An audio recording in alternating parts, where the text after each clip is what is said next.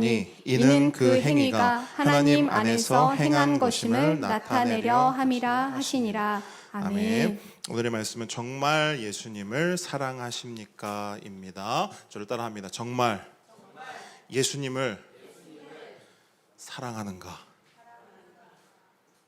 오늘은 이 질문을 해보는 시간입니다. 겸손과 순종의 마음으로 오늘 이 말씀을 함께 받도록 하겠습니다.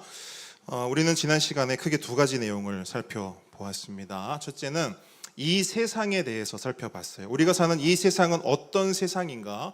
여러분, 제가 열차 비유를 들었어요. 우리가 사는 이 세상은 어디행 열차라고 말씀드렸죠?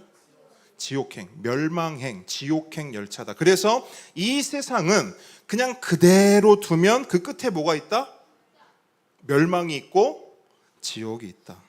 그리고 무엇보다 뭐가 있냐? 심판이 있다 말씀드렸습니다. 그래서 성경이 뭐라고 말합니까? 한 번 죽는 것은 사람에게 정해진 것이요, 그 후에 뭐가 있다?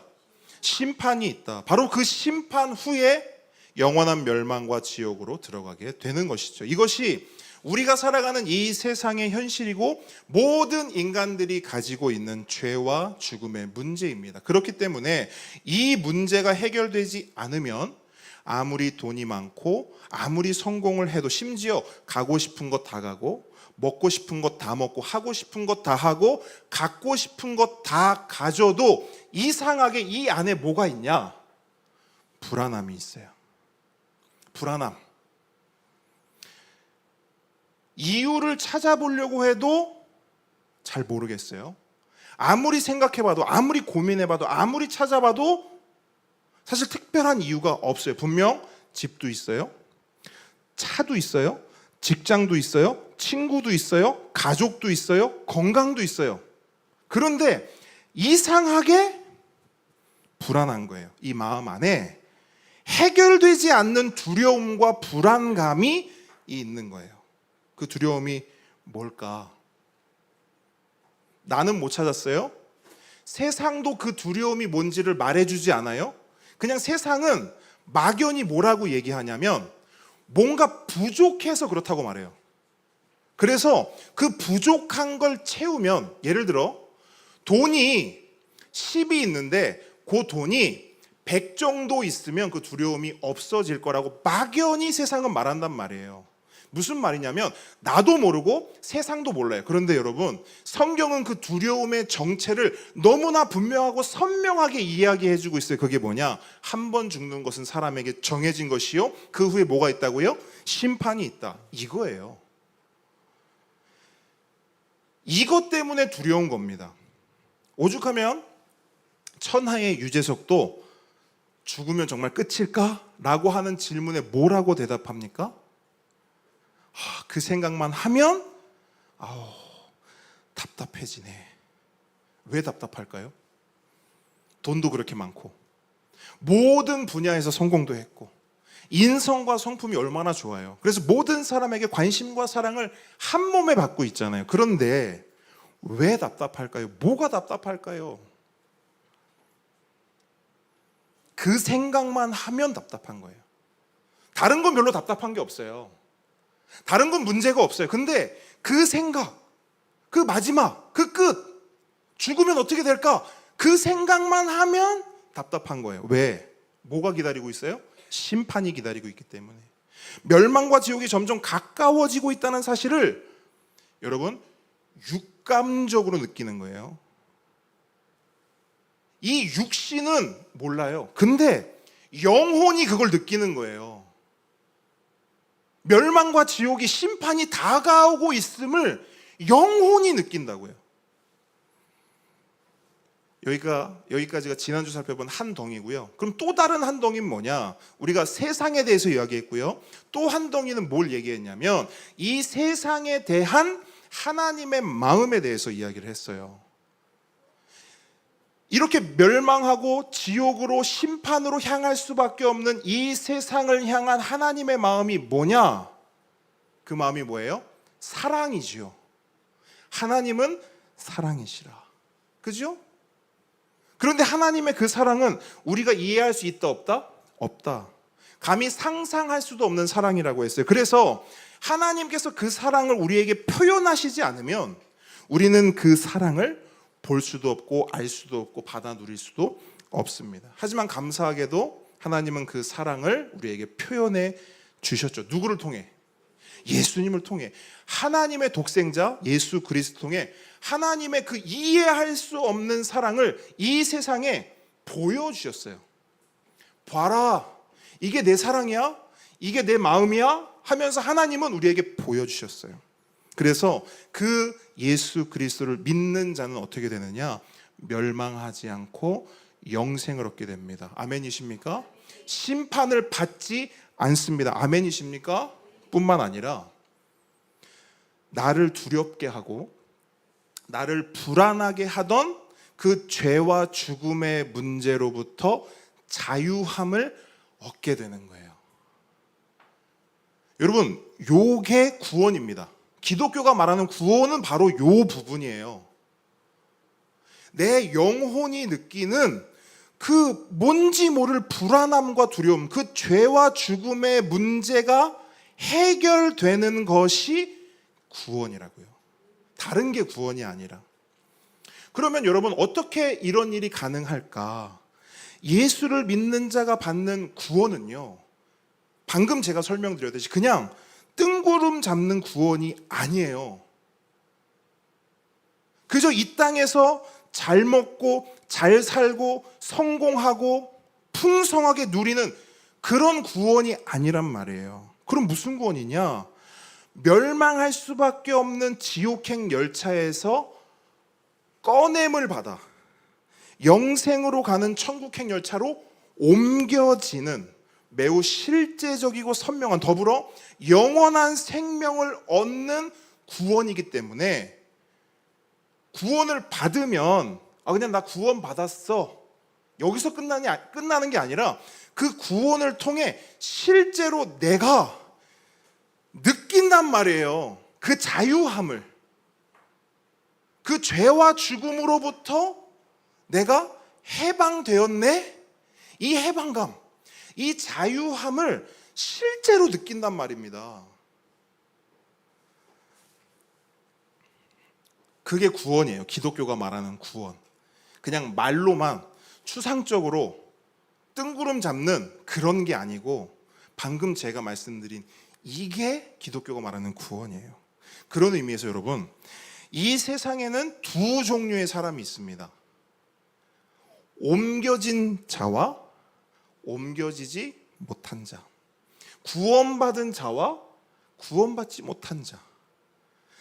지옥행 열차를 탄 자와 천국행 열차를 탄 자. 딱 두 종류의 사람이 있다고 성경은 말하고 있어요. 그런데 오늘 본문을 보면 그 두 종류의 사람이 있는데 그 두 종류의 사람이 가지는 각각의 특징이 있다는 거예요. 어떤 성향, 어떤 그 인생의 방향성, 어떤 그 인생의 태도, 이런 것들이 그 삶을 가만히 보면 나타난다는 거예요. 어디에 속해 있는지, 옮겨졌는지 옮겨지지 않았는지. 중요하겠죠? 자, 각각 어떤 특징들이 있는지 한번 살펴보겠습니다. 먼저 지옥행 열차를 탄 자들, 구원받지 못한 자들, 옮겨지지 못한 자들의 특징을 봅니다. 19절로 20절 말씀 함께 읽습니다. 시작. 그 정죄는 이것이니 곧 빛이 세상에 왔으되 사람들이 자기 행위가 악함으로 빛보다 어둠을 더 사랑한 것이니라. 악을 행하는 자마다 빛을 미워하여 빛으로 오지 아니하나니 이는 그 행위가 드러날까 함이요. 아멘. 자, 두 가지 특징을 말하고 있습니다. 잘 보세요. 먼저 첫 번째는 뭐냐면 빛보다 어둠을 더 사랑한대요. 빛보다 어둠을 더 사랑한다. 자, 전제가 있죠. 빛과 어둠이 있다는 거예요. 그런데 빛을 사랑하지 않고 어둠을 더 사랑한다는 거예요. 이게 무슨 말일까요? 빛을 사랑하지 않고 어둠을 더 사랑한다. 이게 무슨 말일까? 여러분, 여기서 말하는 빛과 어둠은 상징이에요. 상징. 특별히 요한복음에서 이 빛과 어둠은 너무나 선명하게 표현되는 상징입니다. 아, 뭐지? 빛이 뭐지? 어둠이 뭐지? 아니요. 요한복음은 분명하게 딱 말하고 있어요. 요한복음 1장 5절 보니까 이런 말씀이 있어요. 빛이 어둠에 비치되 어둠이 깨닫지 못하더라. 그러니까 요한복음이 시작되자마자 이미 이 상징을 전제로 깔고 가는 거예요. 빛이 어둠에 비쳤다. 근데 어둠이 깨닫지 못했다. 이게 무엇에 대한 이야기냐면 빛으로 오신 예수님과 그 빛을 거부한 이 세상에 대한 이야기예요. 더 구체적으로 빛으로 오신 예수님과 그 빛을 거부한 이 세상에 살고 있는 사람에 대한 이야기입니다. 그러므로 빛은 누구를 상징해요? 예수님. 어둠은요? 사람. 뭐 세상 사람 이렇게 할 필요도 없어요. 그냥 사람. 다시 한번, 빛은 누구를 상징해요? 어둠은요? 사람. 나 자신을 상징하는 거예요. 자, 여기서 말하는 어둠은 납니다. 그렇다면 빛을 사랑하지 않고 어둠을 더 사랑한다, 이 말은 무슨 말이 돼요? 예수님을 사랑하지 않고 누구를 더 사랑해요? 나. 자, 세상이라고도 이제 하지 마세요. 누구라고요? 나. 예수님 말고 나를 더 사랑하는 것, 이것이 첫 번째 특징이라는 거예요. 자기 사랑, 자기 중심성, 이것이 지옥행 열차를 탄 자들의 첫 번째 특징이라는 거예요. 그러면 여러분, 자기 중심성의 핵심이 뭡니까? 뭐가 자기 중심성이죠? 내 인생은 나의 것. 내가 가진 주도권을 절대로 빼앗기지 않으려는 태도와 진짜 주인이 계심에도 끝까지 내가 주인 노릇하려는 습성, 이것이 바로 자기 중심성의 핵심입니다. 여러분, 질문 하나 드릴게요. 한번 생각해 보세요. 왜 교회 다니는 사람은 많은데 예수님을 믿는 사람은 적을까요? 약간 넌센스 같습니까? 왜 교회 다니는 사람은 많은데 예수님을 믿는 사람은 적을까요? 그렇죠. 뭐라고 얘기했는데요. 여러분 잘 들어보세요. 교회는 그냥 다니면 됩니다.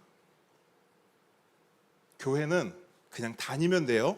근데 예수님을 믿는 건 또 다른 차원이에요. 어떤 다른 차원이냐? 예수님을 믿으려면 생각보다 많은 것을 포기해야 합니다. 삶의 주도권을 내려놔야 합니다. 핵심적으로 지금까지 해오던 주인 노릇을 그만둬야 해요. 왜냐면요, 예수님을 믿는다는 건 다른 말로 주인이 바뀌는 사건이거든요. 예수님을 믿는다, 이 말은 이제 내가 주인이 아닙니다. 누가 주인이에요? 예수님이 주인입니다. 원래 주인의 자리에 내가 내려오고 예수님을 원래대로 모시는 것, 그것이 예수님 믿는 거거든요. 여러분 생각해 보세요. 교회 다니는 것과 예수님을 믿는 것, 천지 차이 아닙니까? 그래서 사람들은요, 예수님을 믿는 것에는 생각보다 관심 없어요. 잘 들으셔야 돼요. 예수님 믿는 거 생각보다 관심 없습니다. 대신 어디에 많은 관심을 가지냐면 교회 다니는 것에 관심을 많이 가져요. 그래서 이런 말 많이 해요. 교회 다니는 거 좋아. 그런데 너무 깊이 들어가지는 마. 들어보셨어요? 들어보셨어요? 다 들어보셨죠? 주로 누가 누구한테 하는 말이에요? 교회 안 다니는 남편이 교회 다니는 와이프한테 이런 말 자주 하잖아요. 하셨던 적도 있습니까? 아, 제가 너무 쳐다봤나요? 자, 여러분, 근데 잘 보세요. 그럴 것 같잖아요. 교회 안 다니는 남편이 교회 다니는 와이프한테 이 얘기를 할 것 같잖아요. 그렇지 않아요. 교회를 다니는 사람도 교회를 다니는 누군가에게 이 말을 하는 경우가 많습니다. 보통 많은 게 아닙니다. 진짜 많습니다. 전에 어떤 학부모가 이런 말을 해요. 아들이 제자 훈련을 받으면서 전에 안 하던 말을 자꾸 한다는 거예요. 그게 무슨 말입니까? 물었어요. 그랬더니 자기도 목사님처럼 목사님이나 선교사님이 되고 싶다라고 자꾸 말을 한다는 거예요. 근데 여러분, 포인트는 그 뒤에요. 그래서 좋다 나쁘다. 좋다 나쁘다. 나쁘다는 거예요. 그 집사님이 하시는 말이 이거죠. 자기 아들이 신앙생활하고 제자 훈련 받는 거 좋다는 거예요. 근데 너무 깊이 들어가는 거, 혹시라도 목사님이 되거나 선교사님이 되는 거, 그것까지 바라진 않는다는 거예요. 왜? 왜일까요? 여러분이 한번 답해 보세요. 왜죠?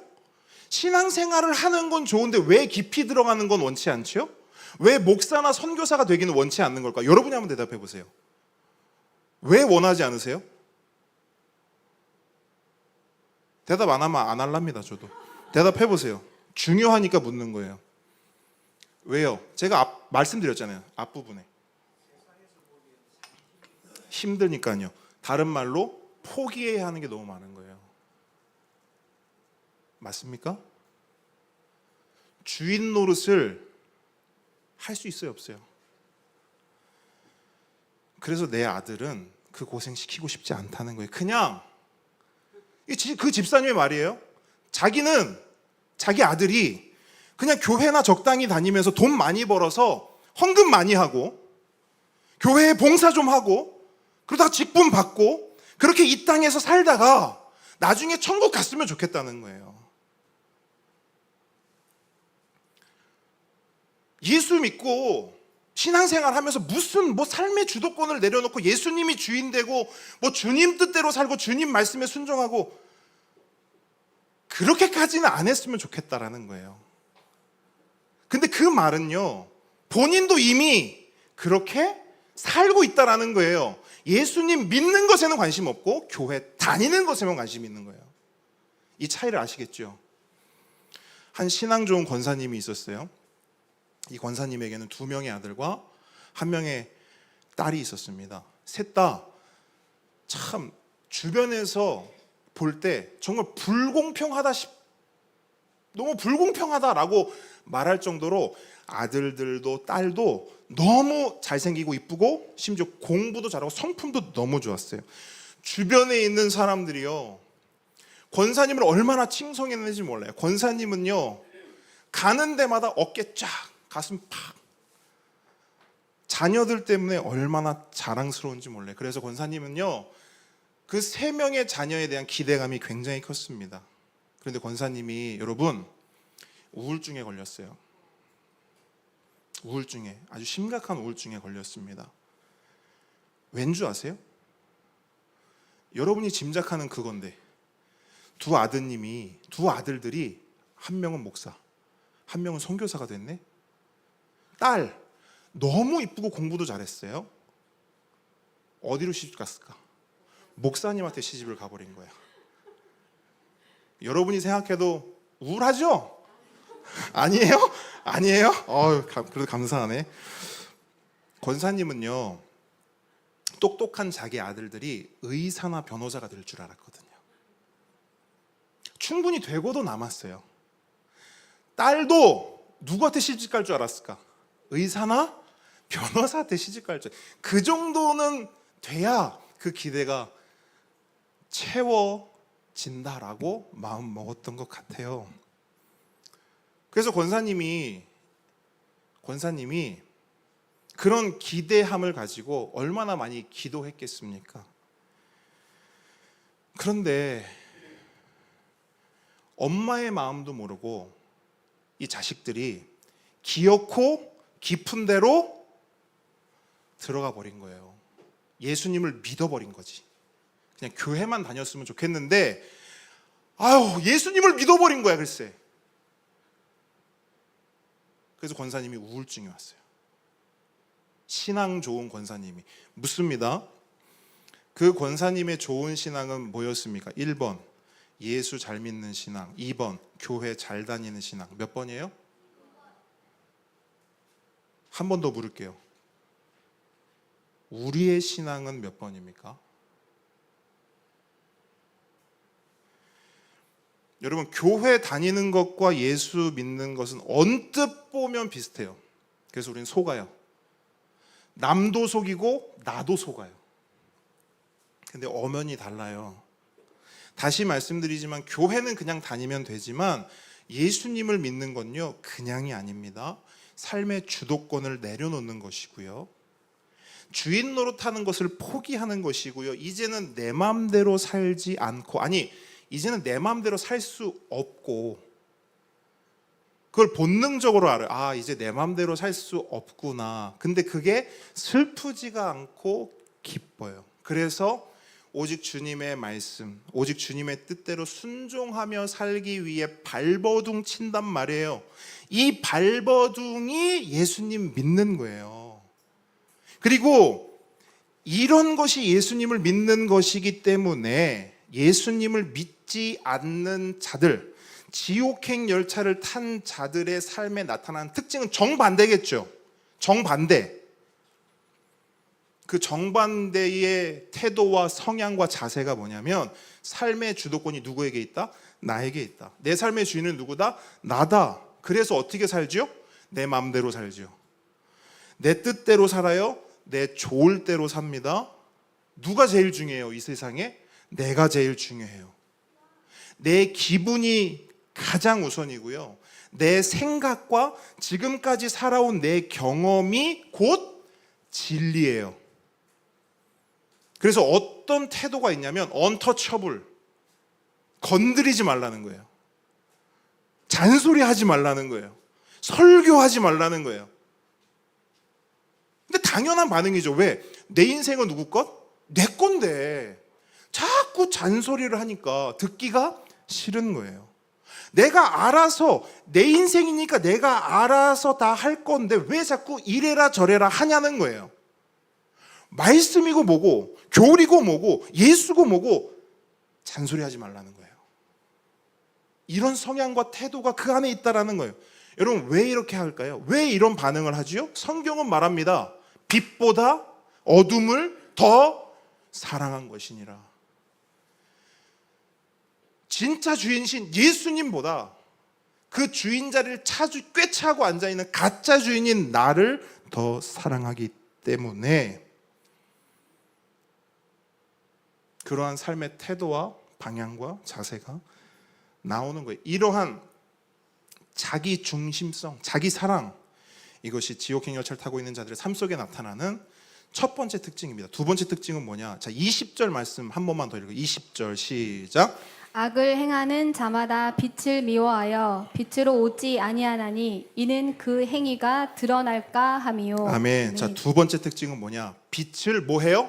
미워하는 거예요. 자, 빛을 미워한다는 말은 다른 말로 하면 뭐예요? 누굴 미워한다는 거예요? 예수님을 미워한다는 거예요. 자, 생각해 봅시다. 아니, 대관절 예수님이 왜 미울까요? 왜 미울까요? 성경은 그것도 기록하고 있어요. 19절과 20절 보시면요, 먼저 19절 보세요.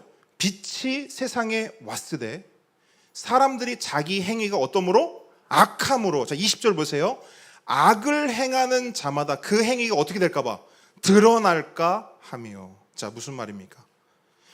빛이 세상에 없을 때는요, 온통 캄캄하니까 내 맘대로 아무렇게나 살아도 아무런 문제가 없었어요. 걸거치는 게 없었어요. 인생을 사는데 불편한 게 없어요. 왜? 컴컴하니까. 아무도 나의 잘못과 나의 죄에 대해서 빛을 비춰주지 않으니까 괜찮았단 말이에요. 그런데 그런 세상에 빛이 비추었어요. 예수님이 세상에 오셨어요. 그래서 어떻게 됐느냐? 모든 것이 드러나 버린 거예요. 나의 악한 행위가 드러나고 들키고 싶지 않았던, 다른 사람들에게 절대 들키고 싶지 않았던 나의 모든 죄, 특히 이 안에 있는 자기 중심성, 주인 되려고 하는 습성, 내 맘대로 내 뜻대로 살려고 하는 그 태도, 그 모든 죄들이 완전히 까발려진 거예요. 누구 때문에? 그 예수님만 없었으면 어땠어요? 괜찮았거든. 그 예수님만 없으면 누가 주인이에요? 내가 주인이에요. 그 예수님만 없었다면 편해요, 안 편해요? 편해요. 근데 누구 때문에 지금 이런 상황이 됐어요? 예수님 때문에. 그러니까 예수님이 미울 수밖에요. 예전에 고등학교 동창들과 모임을 한 적이 있어요. 예전에. 요즘에는 이제 불러주지도 않아요. 왜냐면 가면 술맛 떨어진대요. 목사랑 같이 테이블에 앉아 있으면 술맛 떨어지고 와가지고 안주만 먹는다고 이제 부르지도 않아요. 예전에 모임을 간 적이 있는데 한 친구가 이제 뭐 맥주 몇 잔 마셨으니까 이제 약간 알딸딸한 상태겠죠. 한 친구가 됐더니 이런 질문을 해요. 참고로 이 친구는 와이프 따라서 아주 가끔 교회에 나가던 친구입니다. 그 친구가 이렇게 물어요. 정훈아, 근데 진짜 하나님이 있냐? 대뜸. 야, 근데 진짜 하나님 있냐? 너 목사니까 알 거 아니야. 진짜 하나님 있냐? 그래서 대답해 줬어요. 야, 당연하지. 하나님이 계시지 않았던 적은 없어. 그랬더니 어떻게 하냐? 인상을 팍 쓰는 거야. 그러면서 한숨을 쉬는 거예요. 그러면서 이렇게 말해요. 하나님 없으면 좋겠다. 여러분 이거 대단한 말이에요. 하나님 없으면 좋겠다. 자, 이 친구는 지금 뭘 전제하고 있어요? 하나님이 있다 없다. 그죠? 근데 뭔가 모르겠어. 근데 자기도 느끼는 것 같아. 근데 어땠으면 좋겠다고요? 하나님 없었으면 좋겠대요. 왜 그러냐 물었어요. 왜 없었으면 좋겠는데? 그랬더니 하나님이 있다고 가끔 생각이 든다는 거예요. 하나님이 있다. 그러면 마음이 너무 불편하대요. 그 생각이 안 들 때는 상관없대요. 그냥 뭐 내 맘대로 내 뜻대로 막 살다가 어느 날 문득 가끔 와이프가 가자 해서 교회를 가거나 하여튼 와이프가 가끔 하나님 이야기를 꺼내거나 하면 문득 그 생각이 딱 들어오는 거예요. 맞다, 하나님 있지. 그러면 그때부터 이 마음이 불편해가지고 살 수가 없다는 거예요. 그러면서 계속 눈치를 본대요. 계속 신경을 쓴다는 거예요. 누가 신경 쓰라 했나? 신경이 쓰인다는 거예요. 근데 저는요, 이 친구만 그런 생각을 하는 줄 알았거든요. 그런데 이제 그 자리에 있던 친구들 다 물어봤어요. 넌 어때? 어때? 하니까 다 똑같이 말해요. 야, 하나님 없는 게 낫지. 그게 있으면 왜? 없는 게 낫지. 목사 앞에 두고. 근데 여러분 이 말을 오늘의 언어로 하면, 오늘 본문의 언어로 하면 뭐가 되는지 아세요? 나를 불편하게 하고 내 인생에 걸리적거리는 그 빛, 그 예수 미워 죽겠다는 거예요. 얼마나 미운지 없었으면 좋겠다는 거예요. 왜? 불편해. 여간 불편한 게 아니에요. 그래서 그 예수를 보낸 하나님도 믿고, 그 예수를 말하는 성경도 믿고, 그 예수를 전하는 교회도 믿고, 그 교회에 다니는 와이프도 믿고, 그 교회에서 설교하는 목사도 미우는 거예요. 여러분 이런 생각 안 해보셨어요? 세상은 왜 이렇게 교회를 미워할까? 교회가 어떤 잘못을 해서? 교회가 어떤 문제를 일으켜서? 맞죠? 교회가, 아니 더 정확히 말씀드릴게요. 교회가가 아니죠. 교회 다니는 사람들이 잘못한 게 너무 많죠. 사고 친 게 너무 많죠. 세상의 눈으로 봐도 엉망진창인 게 너무 많죠. 교회 다니는 사람들이요. 제대로 살지 못했죠. 인정합니다. 근데 그래서 미워할까요? 여러분 잘못은 교회만 해요? 다 잘못하면서 살잖아요. 다 문제 일으키고 다 사고 치면서 살잖아요. 근데 왜 이렇게 유독 사람들은 교회를 미워할까요? 본질은 교회가 어떤 잘못을 해서가 아니에요. 진짜 본질은 뭐냐? 교회가 못마땅한 거예요. 교회라는 존재 자체가 불편한 겁니다. 특히 교회가 말하는 하나님 말씀이라는 것이 싫고 미운 거예요. 생각해 보세요. 성경이 뭘 말해요? 모든 사람이 죄를 지었으므로 사람이 죽은 후에 뭐가 있다? 심판이 있다. 모든 사람이 죄를 졌어. 그래서 모든 사람에게 사망이 임했어. 죄의 삭은 사망이야. 죄 졌으니까 책임져. 죄 졌으니까 죽어야 돼. 성경이 하는 말들이 있잖아요. 이게 사람 입장에서는 우리야 체감이 안 되겠지만 이런 말씀을 처음 듣거나 익숙하지 않은 사람들은 이런 말을 듣잖아요. 너 죄인이야. 여러분 죄인입니다. 여러분들은 죄인이기 때문에 다 멸망되어야 되고 지옥 가야 됩니다. 이런 말을 자꾸 들으면요 어때요? 좋아요? 안 좋죠. 여러분 듣기 좋은 소리도 한두 번이라고 하지 않습니까? 그런데 이 듣기 싫은 소리, 죄인이란 소리, 죄졌다는 소리를 성경책을 펼 때마다 교회 갈 때마다 떠들어대니 얼마나 밉습니까? 그래서 세상 사람들은요 그 미움을요 표출합니다. 어떻게 표출하는 줄 아세요? 어떻게 표출합니까? 대표적인 한 가지 이야기를 들려드릴게요. 왜냐하면 세상이 그 표출한 그 미움 있잖아요. 그 미움이 첫 번째로 어떻게 표출됐는지를 성경이 기록하고 있거든요. 스데반 집사의 이야기예요. 아시는 것처럼 스데반 집사는 기독교 최초의 순교자입니다. 여러분 그가 왜 순교를 당했죠? 당시 상황을 성경은 이렇게 기록해요. 그들이 큰 소리를 지르며, 잘 들어보세요. 그들이 큰 소리를 지르며 귀를 막고 일제히 그에게, 스데반에게 달려들어 성 밖으로 던져버리고 돌로 쳐서 죽였다. 이렇게 성경은 기록합니다. 유대인들은 스데반이 미웠어요. 그래서 그 스데반에게 달려들어 성 밖으로 내치고 돌로 쳐서 죽였습니다. 묻습니다. 유대인들은 왜 스데반이 미웠을까요? 힌트. 방금 읽어드렸던 말씀의 정답이 있어요. 그들이 스데반에게 달려들고 돌을 치기 전에 행동 두 가지가 있거든요. 그 행동이 왜 그들이 스데반을 미워했는지에 대한 힌트예요. 그들이 어떻게 했다고요? 소리를 크게 질렀대요. 동시에 뭘 했대요? 귀를 막았대요. 큰 소리를 지르면, 잘 보세요. 이렇게 한 거죠. 아! 이렇게 한 거예요. 우리가 이런 행동을 언제 해요? 듣기 싫을 때 하죠. 그죠? 스데반이 무슨 말을 했길래 이들이 듣기 싫어했을까요? 복음. 맞아요. 처음부터 끝까지 복음을 얘기했어요. 그 복음의 내용이 뭐냐면요. 자, 복음을 말하려면 뭘 얘기해야 되죠? 너가 뭐라고? 죄인이라고. 네, 그 자리에 있던 유대인들을 향해 스데반이 외친 거예요. 당신들은 다 죄인이다. 당신들이 하나님의 아들 예수를 죽였다. 그러나 하나님은 당신들이 돌이키기를 원하신다. 회개해라, 돌이켜라, 그러면 산다. 이걸 전했어요. 그랬더니 아 하면서 그를 잡아 돌로 쳐 죽인 거예요. 너무 미웠어요. 죄인이라고 하니까.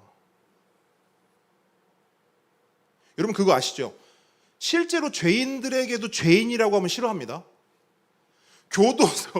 교도소에 복역하고 있는 사람들에게도 죄인이라고 하잖아요. 싫어해요. 희한하지 않습니까? 그거 왜 갔어요, 교도소? 죄 져서 간 거 아니에요? 교도소 누가 가는 거예요? 죄인들이 가는 거 아니에요? 근데 죄인들에게 죄인이라고 하면 좋아한다고요, 싫어한다고요? 싫어한다고요.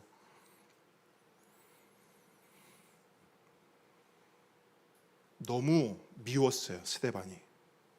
정확히는 그가 미웠다기보다 그 입에서 나오는 하나님의 말씀, 진리, 복음이 미웠어요. 왜? 그 말씀과 진리가 자꾸 나를 뭐라고 얘기해요? 죄인이라고 이야기하니까.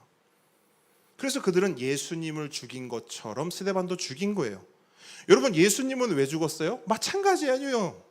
와가지고 유대인들에게 자꾸 죄인이라고 하니까, 이 독사의 새끼들이라고 얘기하니까 얼마나 듣기 싫었겠어요. 얼마나 밉겠습니까? 그런데 여러분 그 일이 2000년 전에 있었던 그 일이요, 오늘날에도 동일하게 이어지고 있다는 거예요.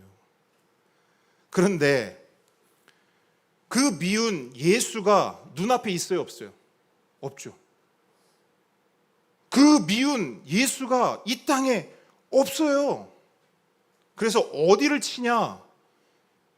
예수의 몸 된 교회를 치는 거예요. 교회를 치는 것이 예수를 치는 거예요. 교회를 미워하는 것이 예수를 미워하는 거예요. 그래서 교회를 그렇게 미워하는 것입니다. 그리고 이것이 이렇게 교회와 예수와 하나님의 말씀을 미워하는 것이 지옥행 열차를 취한 자들의 두 번째 특징입니다. 여러분, 기억하세요. 말씀을 내가 사랑하나 미워하나? 교회를 사랑하나 미워하나? 그걸 보면 내가 예수님을 어떻게 생각하는지가 나오는 것이고, 내가 어떤 열차에 타 있는지가 나오는 거예요. 자, 그렇다면 천국행 열차를 탄 자들의 특징은 뭐냐? 21절 함께 읽습니다. 시작. 진리를 따르는 자는 빛으로 오나니 이는 그 행위가 하나님 안에서 행한 것임을 나타내려 함이라 하시니라. 자, 여기도 두 가지 특징이 있어요. 먼저 첫 번째는요, 빛으로 어떻게 한대요? 나아온대요. 빛으로 나아온다. 자, 다른 말로 해볼게요. 예수님께로 나아온다는 거예요. 자, 질문합니다. 예수님께로 왜 나와요? 왜 나옵니까? 왜 나올까요? 네? 예수님이 좋아서. 맞아요. 예수님을 사랑하기 때문이에요. 오늘 본문의 표현을 해볼까요? 나보다 더 누굴 사랑해요? 예수님을 사랑하기 때문이에요. 그럼 또 묻습니다, 여러분. 예수님을 사랑하면 예수님께 나온대요. 예수님을 왜 사랑할까요? 여러분, 예수님 사랑하십니까? 오늘 설교 제목처럼 정말 예수님을 사랑하십니까? 왜요? 왜요? 이게 중요하거든요. 그렇죠. 그러니까 이게요, 그냥 단순히 우리의 머릿속에만 있으면 안 되고요. 아까 말씀드렸죠. 이게요, 실제 삶에서 경험되어야 해요. 실제로, 실제 일어나는 일입니다, 여러분. 그러니까 예수를 믿는 것이, 이 기쁨이, 이 자유가, 이 소망이 천국 가서 누려지고 느껴지는 게 아니고 이 땅에서 실제로 느껴지는 거라니까요. 그래서 실제로 예수님을 사랑해요. 예수님이 좋아요. 그걸 경험을 해야 된단 말이에요. 그걸 경험해야 예수님을 믿는 거예요. 그게 없잖아요? 진짜 진지하게 생각해 보세요. 그냥 교회만 다니는 걸 수도 있어요. 교회 다니는 것과 예수님 믿는 건 달라요? 교회가 고마운 것과 예수님이 고마운 건 다른 거예요. 교회 공동체가 너무 따뜻하고 우리 교회 밥이 맛있고 우리 교회는 사람들이 너무 착하고 우리 교회 너무 좋아. 이렇게 교회를 좋아하는 것과 나를 구원하신 그 구원이 뭐라 그랬죠? 지옥행 열차에 타 있는 나를 꺼내서 어디로? 천국행 열차로 옮겨주신 그 예수님이 고마운 것은요, 다른 거라고요. 속으면 안 돼요. 난 교회 너무 좋잖아. 나 우리 교회 너무 좋아하잖아. 그건 교회가 좋은 거잖아요. 나 우리 목사님 너무 고맙잖아. 목사! 여러분!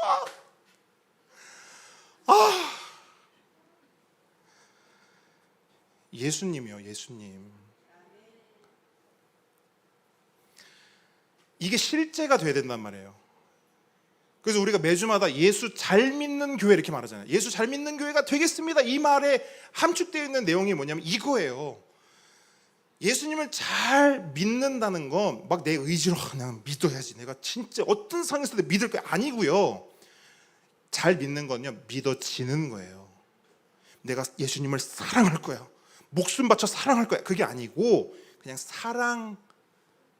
사랑해요. 그냥 사랑하게 돼요.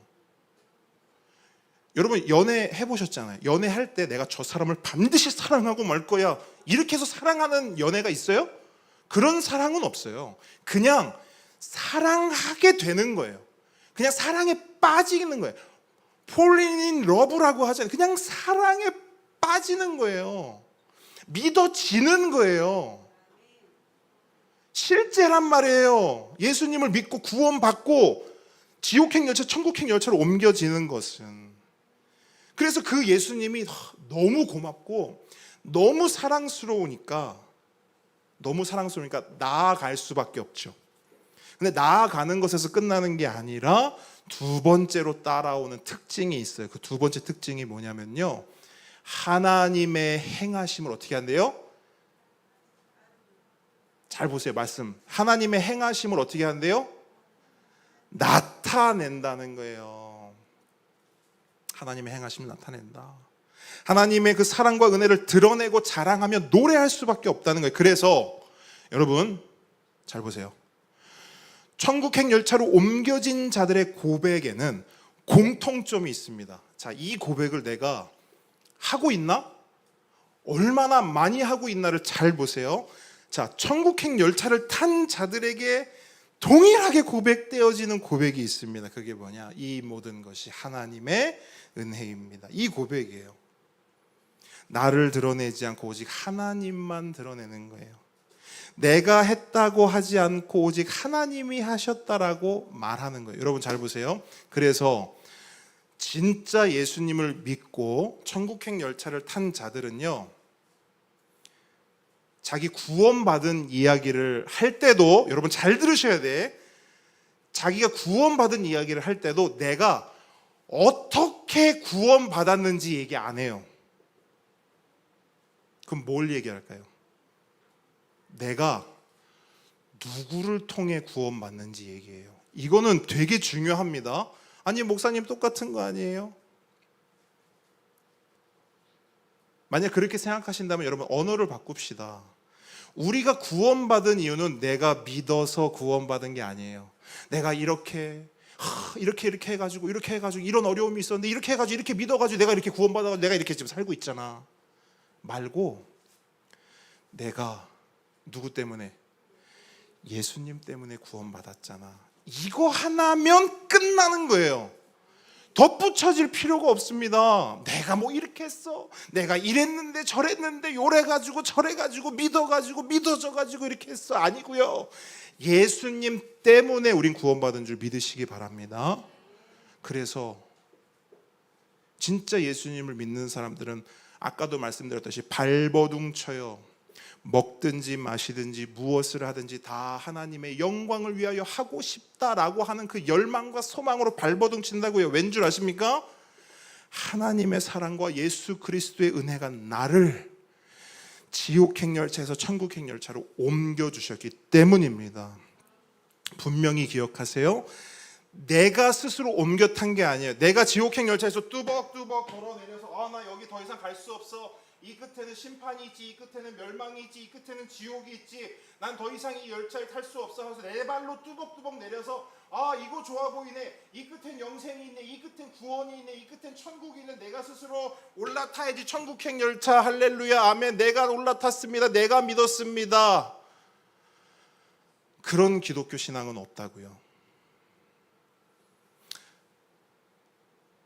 옮겨진 거예요. 나는 발 하나 띈 적 없어요. 우리는 발가락 하나 움직인 적 없다고요. 내가 지옥행 열차에 탄지도 모르는데 무슨 발가락을 움직여 무슨 발걸음을 뗍니까 여러분? 처음부터 끝까지 오롯이 하나님의 은혜인 줄 믿습니다. 그래서 이 사랑과 은혜를 경험한 사람은 그 모든 행위와 역사가 오직 하나님 안에서 행해진 것임을 나타낼 수밖에 없는 거예요. 이렇게 살 수밖에 없다는 겁니다. 얼마 전에 다른 교회 권사님 한 분이 신앙 상담을 요청했어요. 이번에 새로 개척하는 교회의 개척 멤버로 가게 됐는데 먼저 개척을 하신 목사님의 이야기를 듣고 싶다는 거예요. 그래서 여러 가지 이야기들을 나눴는데요. 제가 드린 말씀의 핵심은 이거였습니다. 권사님, 하나님이 하셨고요, 하나님이 하시고요, 하나님이 하실 겁니다. 이게 제 말의 핵심이었거든요. 그랬더니 권사님이요, 처음에는 약간 근심 가득한 얼굴로 오셨어요. 얼마나 사실은 마음의 부담이 있으시길래 개척 멤버로 가자니. 근데요, 제가 이 말씀을 딱 드리니까 얼굴이 확 피는 거예요. 그러면서 목사님, 다른 개척 멤버들에게도 꼭 이야기해주고 싶습니다. 권사님, 맞아요. 만약에 권사님과 개척 멤버들이 우리가 해야 돼, 우리가 교회를 세우고 우리가 뭔가를 해서 이거를 해내야 돼 라고 생각하면요, 그때부터 권사님과 개척 멤버들은요, 온갖 세상 짐을 다 짊어지는 겁니다. 그러면요, 하나님 못 믿어요. 어떻게 해야 하나님을 믿을 수 있냐? 하나님이 하셨고 부르셨고 나를, 하나님이 하시고 하나님이 하실 것이다 라는 고백과 믿음이 있어야만 개척 멤버로서 교회를 세워갈 수 있습니다. 그 믿음으로 시작해야 됩니다. 여러분, 함께 걷는 교회를 누가 세우십니까? 하나님. 여러분들을 이 자리에 누가 부르셨습니까? 하나님. 우리 인생, 우리 삶도 마찬가지예요. 내 것이 아니고 하나님의 것입니다. 그리고 여러분, 그거 아세요? 내 인생이 나의 것이 아니고 내 인생이 하나님의 것이라는 것은 축복입니다. 제가 말씀드릴게요. 예수 믿어서 가장 큰 축복은 뭐냐면요, 돈 많이 벌고 건강해지고 성공하고 직장 좋은 데 가고 좋은 아파트 청약되고, 그게 축복이 아니고요. 예수님 믿어서 가장 큰 축복은 나 같은 인생을 예수님이, 야, 내가 주인 되어줄게, 내 인생의 주인이 바뀐 것이 가장 큰 축복인 줄 믿으시기 바랍니다. 여러분, 생각해 보세요. 만약에 내 인생이 나의 것이고 내가 책임져야 한다면 그것은 그 자체로 멍해이고 짐입니다. 좀 더 구체적으로 말해볼까요? 그거 저주예요. 좀 더 구체적으로, 그게 지옥입니다. 내 인생이 내 거야, 내가 주인이야. 그러니까 내 인생을 반드시 내가 책임져야 돼. 반드시 내 인생은 성공해야 돼. 내 인생은 반드시 어떤 위치에 올라야 돼. 내가 책임질 거야, 내가 해낼 거야, 내가 열심히 할 거야. 저주예요. 이게 지옥입니다. 내 인생을 내가 책임진다? 내 가족을 내가 책임진다? 내 자녀를 내가 책임진다? 이 교회를, 유정훈 목사 내가 책임진다? 다른 누군가가 책임진다? 묻습니다.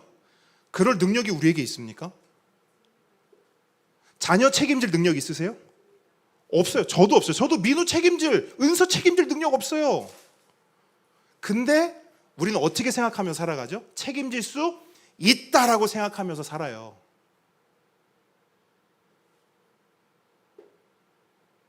왜 내 가족과 내 자녀를 책임져야 한다라고 생각하는 줄 아세요?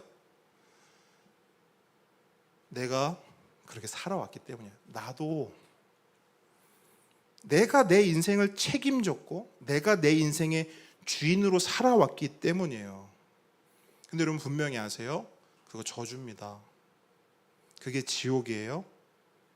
그래서 그 지옥에서 예수님이 우리를 건져주시면서 하시는 말씀이 뭔지 아세요? 수고하고 무거운 짐진 자들아, 다 내게로 오라, 내가 너희를 쉬게 하리라.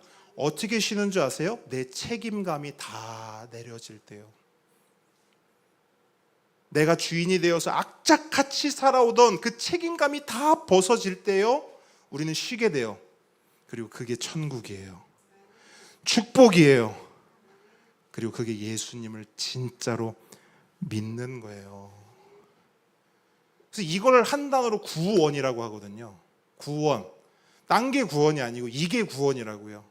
내 인생의 책임감에서 자유해지는 거. 그게 거듭남이에요. 그걸 오늘 표현으로 하면 지옥행 열차에서 천국행 열차로 옮겨지는 것입니다. 그래서 이 구원, 이 거듭남, 이 옮겨짐을 경험한 사람은요, 빛으로 나아갈 수밖에 없어요. 예수님께 나아갈 수밖에 없어요. 왜? 사랑하니까. 그리고 왜 사랑하냐? 나를 돌아보니까 와, 내가 한 게 하나도 없어. 예수님이 다 하셨어. 그러니까 그분의 행하심, 그분의 역사를 나타내고 드러내고 노래하고 찬양하고 고백할 수밖에 없는 거예요. 이 모든 것이 하나님의 은혜입니다. 여러분 삶 속에 잘 보세요. 이 고백을 얼마나 진실되게 얼마나 많이 하고 있는가.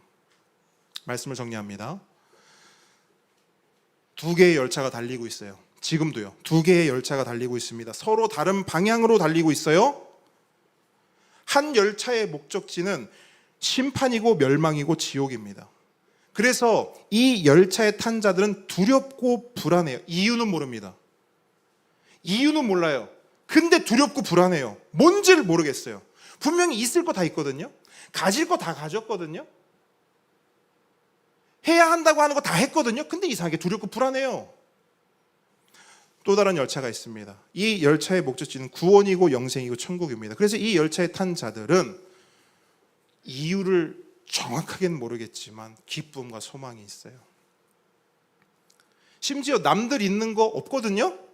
남들 다 가진 것 없거든요. 남들 다 누리는 거 누리지도 못하거든요. 근데 이상하게 기쁘고 소망이 있단 말이에요. 함께 걷는 성도 여러분, 어떤 열차에 타고 있습니까? 어떤 열차에 타고 계세요? 천만다행인 것은 아직 열차가 달리고 있고 이 세상을 향한, 우리를 향한, 여러분을 향한 하나님의 마음은요, 심판이 아니라 구원이라는 사실입니다. 하나님은 우리가 죽지 않고 살기를 원하세요. 우리가 멸망행 열차에서 영생행 열차로, 지옥행 열차에서 천국행 열차로 옮겨 타기를 원하십니다. 예수님을 진짜로 믿으십시오.